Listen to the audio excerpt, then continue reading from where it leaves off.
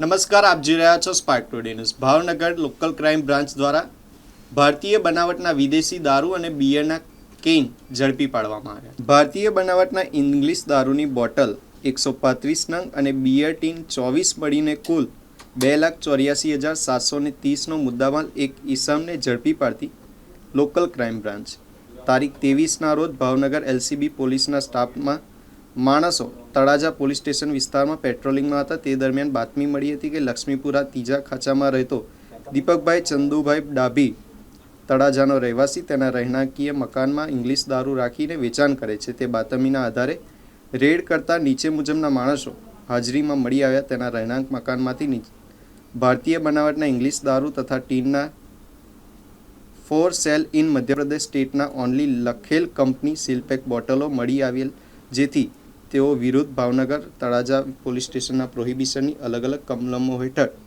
ગુનો નોંધીને આગળની કાર્યવાહી હાથ ધરવામાં આવી છે.